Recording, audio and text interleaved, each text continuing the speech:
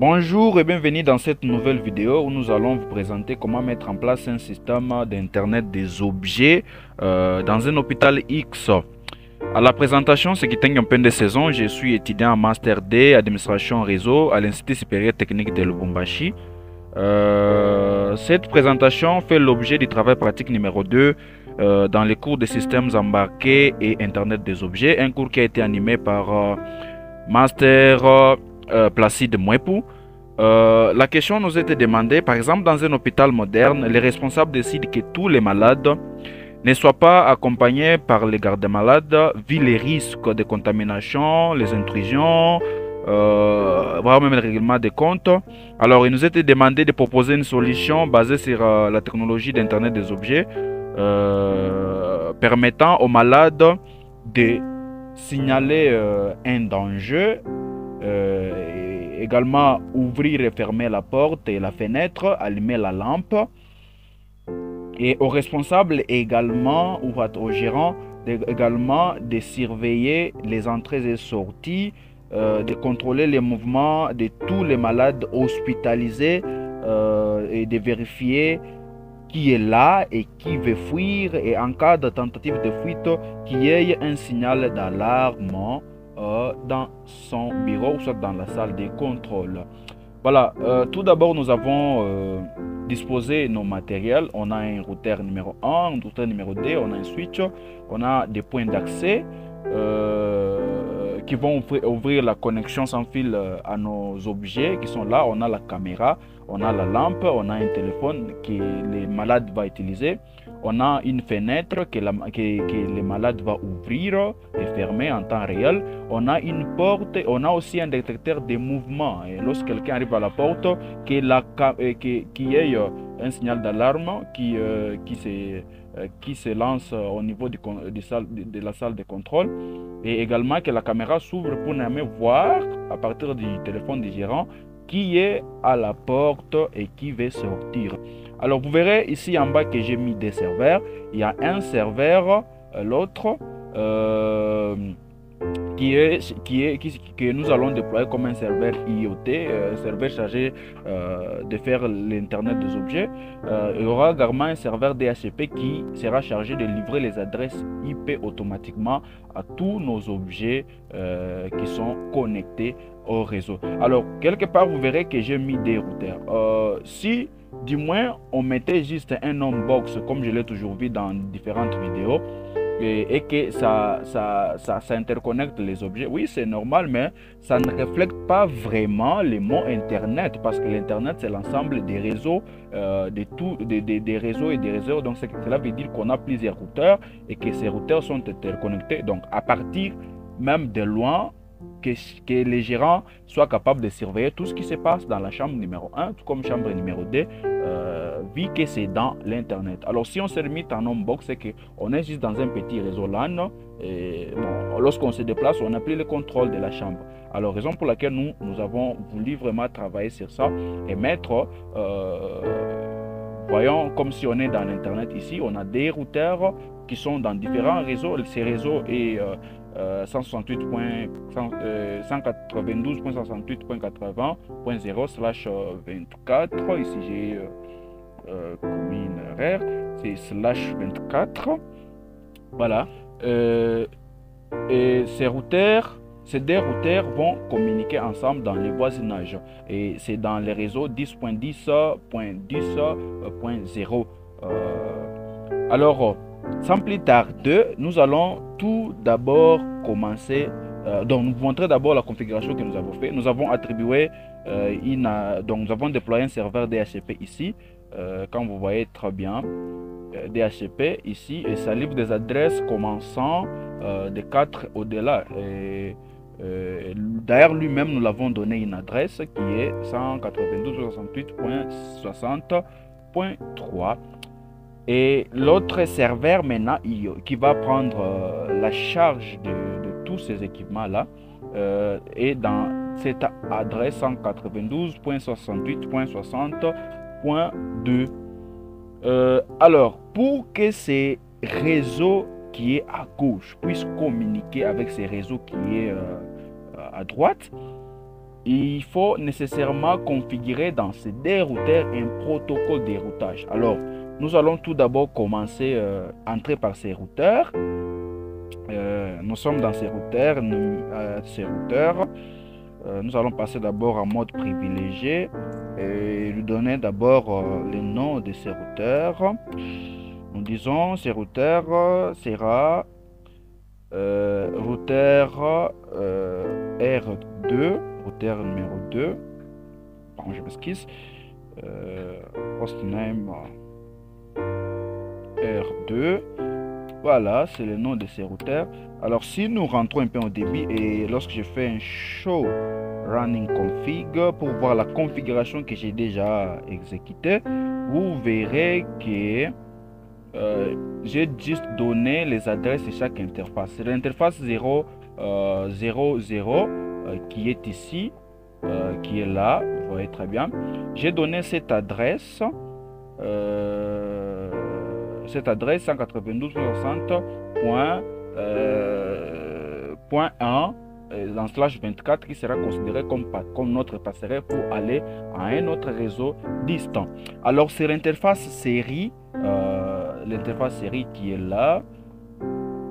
L'interface série qui est là, nous avons donné cette adresse donc 10.10.10.3 255.0.0.0 et puis de l'autre côté c'est la même chose. Alors ce qui nous intéresse à présent, c'est de configurer un protocole entre ces deux routeurs, un protocole de routage dynamique. Alors nous allons entrer dans le mode configuration. Alors nous allons configurer le protocole OSPF. Nous faisons radar OSPF. Nous prenons un. Nous allons donner le network 192.168.0.0 0.255.255. On donne un area, un area 0. Alors nous allons donner également un autre network 10.10.10 10.10.0.0.255 area. On donne un area 0 également. Voilà. Et nous avons fini avec le protocole de routage sur les routeurs RD. Alors nous allons passer directement sur les routeurs R1. Alors on passe tout d'abord en mode privilégié, on fait conf, on passe en mode configuration, on donne également les noms à ces routeurs. On dit bon, toi tu seras R1, routeur numéro 1. Alors nous allons configurer le protocole de routage, le OSPF également. Alors nous disons rider OSPF 1 et puis nous donnons le network, nous disons 192.168.0.0.255.255. On donne un area, 0. Deuxième network, on fait 10.10.10.0.0.255. On donne un area 0 également. Bien, nous avons fini avec le protocole OSPF. Cette fois-ci, si nous faisons show, nous venons de créer des routes dynamiques. Et si nous faisons show IP route, vous verrez qu'il vient de détecter que de l'autre côté à gauche, ici, de l'autre côté, tout ce qui est cet environnement, il y a une route dans le protocole OSPF. Vous voyez les hauts qui commencent là-bas. Et un réseau maintenant en passant par 10.10.10.3 et c'est de ça qu'il s'agit. Nos deux réseaux sont capables maintenant de communiquer. Alors, tout d'abord, nous allons entrer dans ces serveurs pour activer les services IoT. Maintenant, on fait on, oui, c'est activé. Alors, on va passer dans nos des points d'accès. Dans le port 1, on l'attribue les SSID, les noms de ces Wi-Fi. Également, de l'autre côté, on va attribuer, on met ISF de l'autre côté. Alors, nous allons prendre ces mêmes noms-là et puis nous allons connecter nos équipements. On copie ces noms.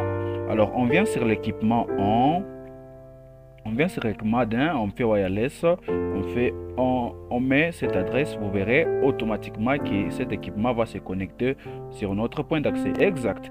On passe sur le deuxième équipement, on met les SSID également, et puis vous verrez que lui également va se connecter. Bon, on y va un peu trop vite.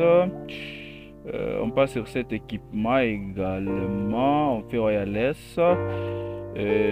On connecte et puis vous verrez que ça sera connecté.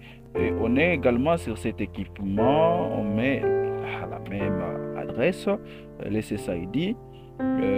Sur cet équipement également, sur cet objet, on met l'adresse de notre Wi-Fi. Équipement également. Ouais. Voilà, nous avons fini avec le côté droit, alors nous allons passer du côté gauche. Et de l'autre côté gauche, il n'y a pas un serveur DHCP pour livrer des adresses IP. Tout d'abord, on connecte d'abord sur notre, je crois c'est l'autre, c'est 00, c'est 01, ISF01, je copie. Il n'y a pas d'adresse. Il n'y a pas un serveur pour livrer des adresses IP automatiquement. Raison pour laquelle en bas, vous verrez que je l'ai configuré en statique. Je mets une adresse pour lui et également mettre un gateway d'une manière statique pour que ça puisse communiquer. Je passe sur le deuxième équipement, c'est la même chose. J'ajoute les SSID et ça, en statique toujours, voire même les default gateway en statique. Et je passe également sur les téléphones, également. Et lui aussi, je configure en statique. Et puis sur les wireless, je donne les SSID comme ça.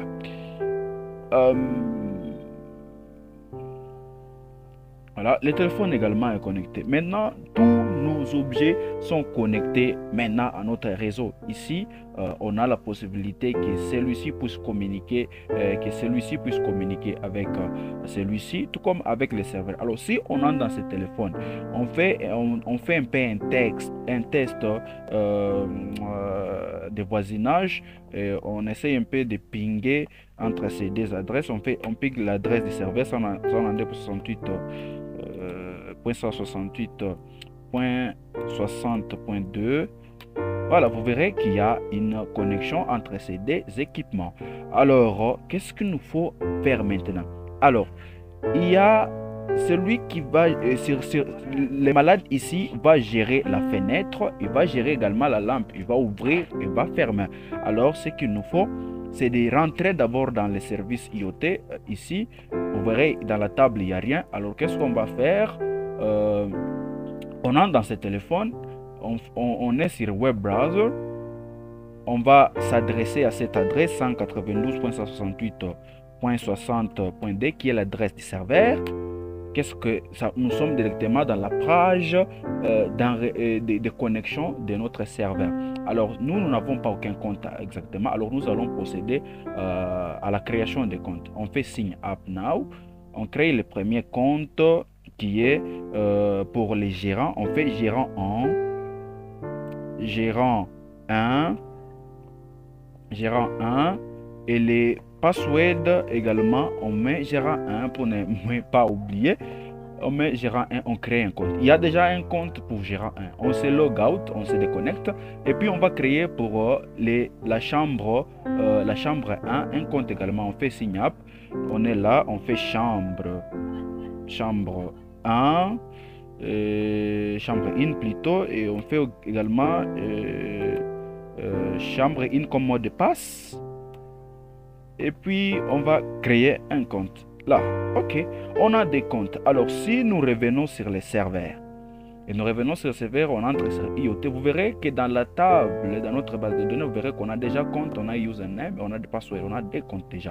Alors c'est sur base de ces deux comptes qu'on va annexer un compte, on annexe un équipement, on annexe un compte, un équipement, on annexe un compte. Alors quant à ce qui concerne le compte chambre, les deux équipements qui sont intéressés à ça, c'est la fenêtre et aussi la lampe. Lorsqu'il fait chaud, que le malade ouvre la fenêtre. Lorsqu'il fait nuit, que le malade allume la lampe. Alors nous allons entrer sur le téléphone du malade. Alors on se log out, on va se connecter en tant que chambre 1. Chambre 1, on est là, chambre 1, on fait signe up, on est dedans. Qu'est-ce qu'il nous faut maintenant? On passe dans la lampe. C'est la lampe, au lieu de prendre comme d'habitude Home Gateway, parce que nous n'avons pas utilisé Home Gateway, nous avons utilisé un serveur. Nous allons prendre serveur et puis on va adresser l'adresse du serveur 192.68.60.2. Alors on va mettre les username et le password que nous avons mis pour le premier compte. On met chambre 1, le password c'est chambre 1. On fait connect. Oui, on attend un tout petit peu, ça, un petit moment. Bien, c'est connecté. Vous voyez, quelque part, on écrit refresh. Alors, nous passons maintenant sur la fenêtre. Sur la fenêtre également, on va faire la même chose. Bon, oui, on fait la même chose. Et puis, on fait connect. Oui, dans un petit bout de temps. La fenêtre également est connectée. Alors, lorsque nous rentrons sur le téléphone, vous verrez directement qu'on a des équipements que nous pouvons manipuler. Alors, lorsque nous venons sur la lampe, on fait on. Vous verrez que la lampe s'allume. Lorsqu'on fait off, la lampe s'éteint. Lorsqu'on est sur la fenêtre, on fait on. La lampe, la fenêtre s'ouvre et elle s'éteint. Alors, nous allons maintenant passer du côté gérant parce que c'est lui qui va gérer et la détection des mouvements et l'entrée à la porte et également la caméra. Et ici, j'ai dû oublier, nous avons notre alarme numéro 2 qui sera gérée par les smartphones. Ce qui veut dire que lui va signaler lorsqu'il y a un mouvement, lorsqu'il y a un danger, lui va signaler que cette alarme puisse être lancée. Alors nous allons entrer dans alarme numéro 1. Nous allons également donner, nous disons non, toi tu dois être dans le serveur. On adresse l'adresse du serveur 192.68.60.2 et on fait les username et les passwords, la même chose. Et puis on fait connect. On attend un tout petit peu. Voilà, c'est connecté. Et lorsqu'on rentre sur le téléphone de l'utilisateur, web browser, nous tapons l'adresse 92.68.60.2. On se connecte en tant que chambre 1, et puis on fait sign up. Bien, on a trois équipements. On a notre alarme. Lorsqu'il y a un danger, les malades va signaler, va être de l'autre côté, directement s'allume. Et puis, le gérant va dire non, il y a un danger dans la chambre numéro 1. Alors, on éteint. Alors, qu'est-ce qu'il nous faut maintenant? On doit connecter les autres équipements maintenant dans le compte du gérant parce que c'est lui qui va gérer et la porte, les détecteurs. Et on va donner toutefois des conditions dans cette même vidéo. Alors, on rentre sur notre... donc, on va prendre la caméra. On descend là-dessus. On prend la caméra. On est où là? Voilà, on est là sur Settings. On descend tout en bas. On fait Remote Server comme d'habitude. On adresse l'adresse du serveur 192.68.60.2. Maintenant, le compte ici sera dans les comptes du gérant. Alors, on fait gérant 1. Les passwords, c'est gérant 1. Les passwords, c'est gérant 1. Et puis, on fait connect. Voilà, c'est connecté. On va prendre également détecteur de mouvement ou de présence. On part sur Remote Server. On adresse l'adresse 192.68.60.2. Username gérant, password gérant. Et puis, on fait connect. Lui également est connecté. On passe. Alors, la porte ici sera gérée par les malades qu'est-ce qu'on va faire? On adresse quand même une adresse IP 192.68.60.d et puis on fait chambre 1, les passwords et toujours chambre 1 et puis on se connecte. C'est les malades qui va gérer parce que à temps en temps il va sortir dehors, il ouvre avec son téléphone. Alors, quant à ce qui concerne les détecteurs des mouvements, lorsque quelqu'un s'approche de la porte, que le signal arrive chez les gérants. Alors lui, maintenant, tellement que c'est le gérant qui va gérer cela, on va faire remote et puis on fait la même chose. On est sur la caméra également. Maintenant, il y aura aussi de l'autre côté l'alarme numéro 2 qui sera gérée par les gérants lorsqu'il y a un mouvement et que ça se lance. Alors, on adresse une adresse IP 92.60.2. Le username c'est gérant 1. Les passwords c'est gérant 1. Gérant 1. Et puis, on fait connect. Et vous verrez dans tout petit peu un petit temps. Un petit peu de temps. Paraît qu'il y a un petit problème.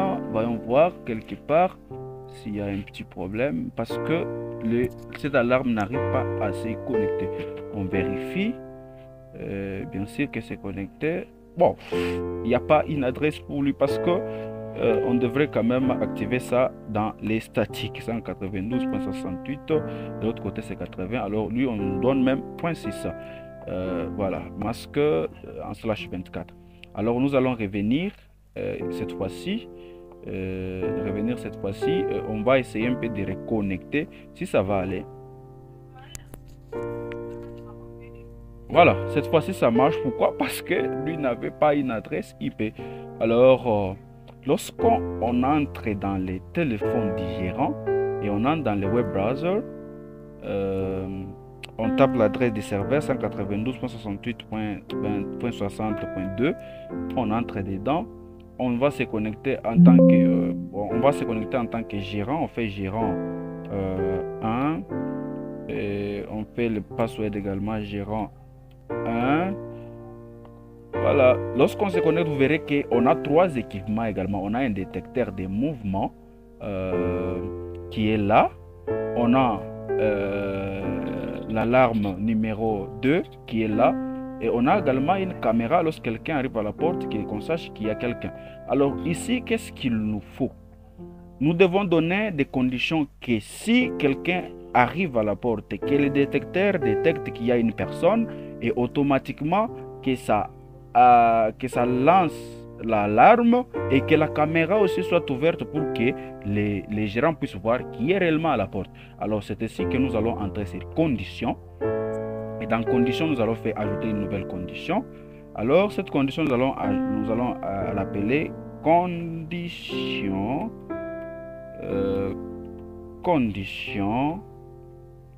Voilà.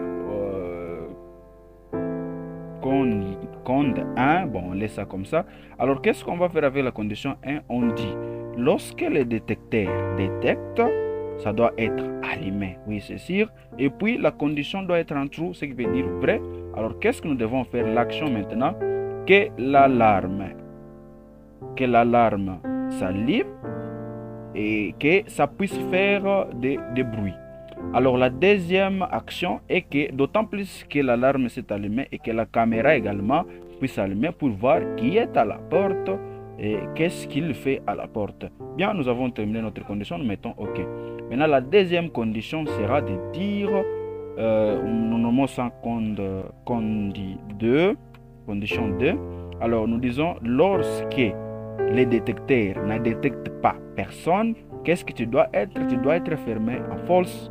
Donc, tu ne dois pas faire aucune chose. Et là, alors, l'action que tu dois faire, l'alarme ne doit pas s'allumer, ça doit être off et en false. Et la deuxième action, la caméra également ne doit pas faire n'importe quoi, ça doit rester en off, en false. Ok, nous avons fini avec nos conditions maintenant. Alors, lorsque nous rentrons sur Home, ok, regardons qu'est-ce qui va se passer sur la caméra. OK? Et regardons également qu'est-ce qui va se passer sur l'alarme. L'alarme est ici. Alors, quelqu'un arrive à la porte. Je clique sur Alt et puis je vais approcher pour détecter la présence. Je clique, vous voyez que la caméra s'est allumée. La caméra s'est allumée et de l'autre côté, vous voyez que la caméra est ouverte et on voit qu'il y a quelqu'un qui veut entrer à la porte.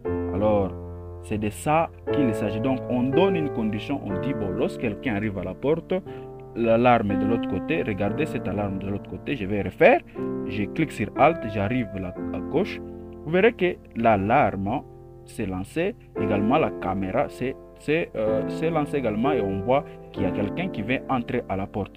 Eh bien, lorsqu'il n'y a aucun mouvement, reste calme, raison pour laquelle vous voyez, il n'y a rien, il n'y a rien. Alors, c'était ça ce qui nous a été demandé. Ici, les malades peuvent ouvrir et fermer la fenêtre. Tout comme vous pouvez passer par web browser. Tout comme en bas, lorsque vous descendez, vous verrez, on écrit IT IoT Monitor. Tu cliques là, on va te demander l'adresse et le username. L'adresse ici, c'est 192.60.2 et les usernames des malades, c'est chambre 1 et chambre 1. Chambre 1 comme password et puis on se connecte. C'est la même chose comme si on passait sur le web browser. Ici on a la lampe, ici on a la fenêtre, on a l'alarme, l'autre pour signaler de l'autre côté que j'ai un problème. Et également les malades peuvent ouvrir sa fenêtre, ta porte, la fenêtre est là, il ouvre, il ferme, il ouvre, il ferme. La lampe lorsqu'il fait nuit, il allume. Tout se passe très bien. C'est tout dans cette vidéo, ou soit dans cette TP. Nous disons merci à tous celui qui avait suivi jusqu'à la fin. Et si vous n'êtes pas encore abonné, prière de nous laisser même un pouce bleu, activer également la cloche de notification, s'abonner également. Nous disons merci et également au prof qui avait donné ses cours. Merci.